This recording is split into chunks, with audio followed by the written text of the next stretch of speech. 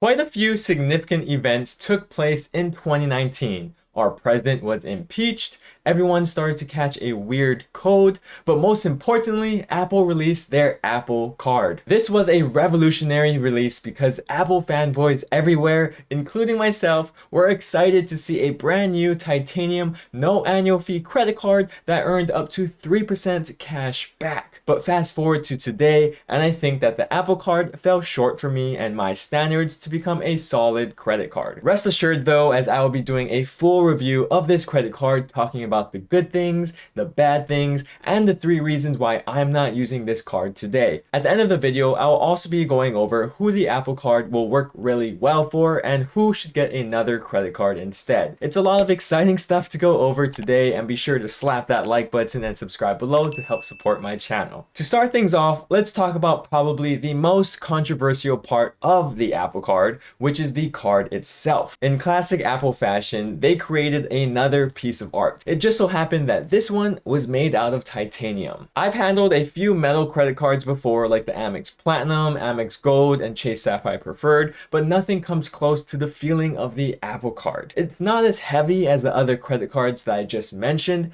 but it does feel 10 times stronger than any of them. In fact, people were sharpening the edges of the Apple Card and making knives out of it. To take things further, Apple also kept the actual design of the card to a bare minimum, leaving only a few logos and your name. No credit card number, no security code, nothing. The lack of numbers meant you have more protection, and it's now harder to steal your credit card information of your Apple Card. That means whenever you whip this bad boy out and slam it in front of the cashier, not only will you look super cool doing it, but you'll also be safe. Except I forgot to mention one thing that you might want to remember. Every time you do take out your Apple Card to pay, you are losing value. That's because the Apple Card will earn you 2% cash back on any purchase if you use Apple Pay. And if you insert, slide, tap, or bop your physical card, you will only be earning 1% cash back. Yes, I could see why Apple decided to go this route. They wanted to make a push for people to use Apple Pay,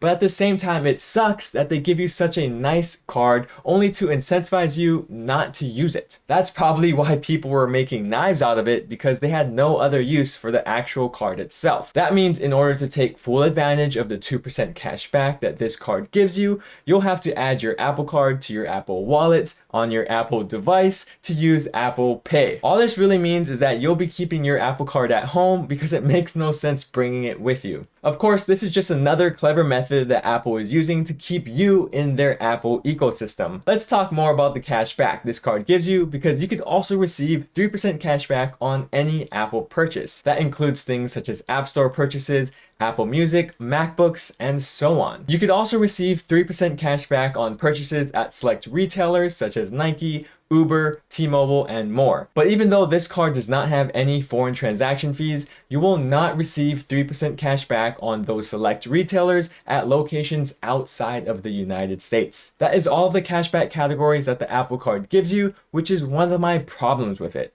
I wish there was a cashback category that I could use daily on this card, like gas, groceries, or dining. Yes, you can get 2% cash back on all purchases, but other credit cards can do that too and have better reward programs along with it. That brings me to my second gripe with the Apple Card, because you'll receive your cash back in the form of daily cashback. Daily cashback itself is a cool concept that Apple has successfully implemented. Basically, instead of having to wait until the end of the month or the end of your billing cycle to receive your cash back, the Apple Card gives it to you every day. Even though it's a cool concept, I'm not sure how useful it is. Yes, it is nice to receive your cash back essentially immediately after earning it, but you probably aren't earning a lot of cash back to begin with. Remember the cashback categories that come on this card? Imagine you using it for your daily purchases, and you might end up with under $1 of cashback every day. I understand that some people love to use cashback anyway with their credit card points, but not me. I prefer flexibility and different redemption options that come with other credit card reward programs. Again, this is a personal preference because you might spend a lot of money in the Apple ecosystem and could benefit from the daily cash back. And speaking of other credit card reward programs, usually those credit cards come with a sign-up bonus whereas the Apple Card does not. Yes, it is nice that the Apple Card has no annual fee, but it would be slightly better if it had at least a small sign-up bonus. Like the two no annual fee Chase Freedom cards each come with a sign-up bonus that is easily worth at least $200. Even the no annual fee Discover It cashback card comes with an intro year cashback match offer. This means every other no annual fee credit card with a sign-up bonus will give you more upfront value, at least for the first year,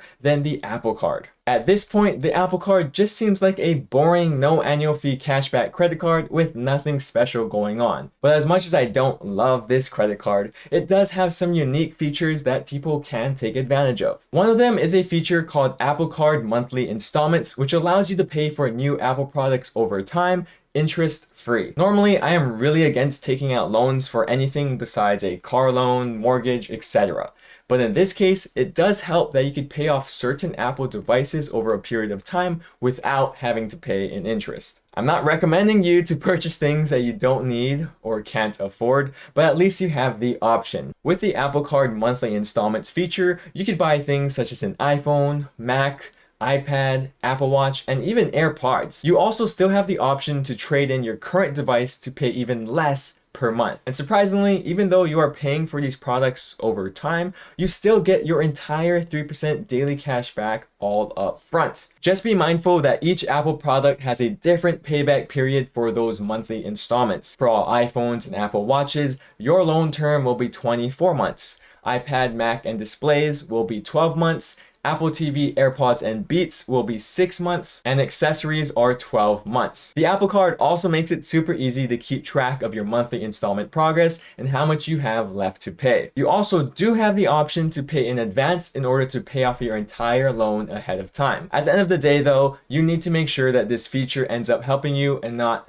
hurting you. Like, do you really need to have that brand new MacBook or iPhone? Do you have the money to pay it off in full right now, or is it a bad idea to add another payment to your already current monthly expenses? Even if you use this monthly installments feature, it will still count towards your credit utilization of your Apple Card. That means if your Apple Card credit limit is $5,000 and you take out a loan for a $1,000 iPhone, your credit utilization is now 20%. Initially, it will hurt your credit score, but your credit utilization will drop little by little as you continue to make your monthly payments and pay off that loan. Another good thing about the Apple Card is that it is notorious for giving out higher than usual credit limits. Usually the initial credit line you are given is around $2,500, which is quite high, especially for a no annual fee credit card. And if that's not enough credit for you, then it's actually really easy for you to request and get approved for a credit limit increase. I've made a video about this before, so be sure to subscribe and keep up with the credit card tip videos that I post on this channel. Essentially, for a credit line increase, you will use another feature of the Apple Card, which is its high quality customer service. Whether it's to request a credit limit increase or something else related to your credit card, you can contact a representative 24/7 using iMessage. Personally, I have used their customer service before and was quite impressed with my experience. Dare I say it's better than Chase sometimes? Next up, the Apple Card also allows you to view in real time how much interest you'll be paying if you have to carry a balance. This is refreshing because most credit card companies aren't as transparent when it comes to letting you know how much money you will be paying them in interest. Instead, this user-friendly UI will show you the different interest you'll end up paying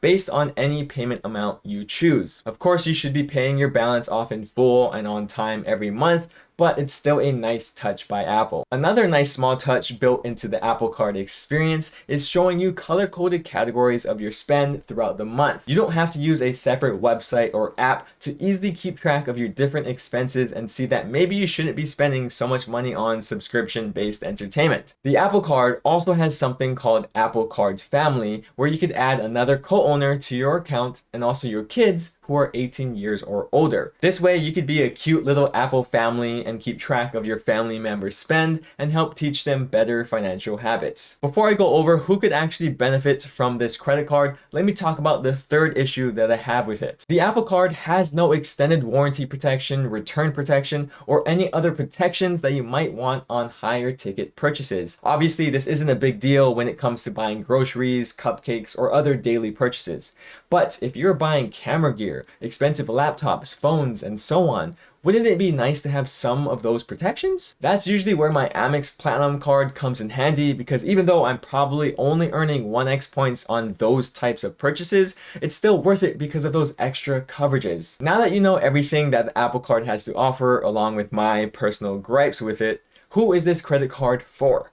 The most obvious answer is anyone that lives and breathes the Apple ecosystem and can take full advantage of the 3% categories and 2% Apple Pay category. Another type of person who would like this card is someone who enjoys simplicity. You have no extra benefits or credits or even credit card points to worry about. The Apple Card also is great for those who have a lower credit score, such as around the 660 mark, because they have been known to accept scores in that vicinity. But you can also apply and see your potential credit limit and interest rate offer without impacting your credit score. Your credit score will not be impacted unless you decide to accept the credit card offer. Like I mentioned earlier, you could get the Apple Card just to optimize your credit utilization ratio, since the card comes with a high credit line. However, if the Apple Card is not for you, you can watch this video, which will help you to increase the credit lines on credit cards that you already have. Other than that, thank you guys so much for watching, and I'll see you in the next one. Shoots!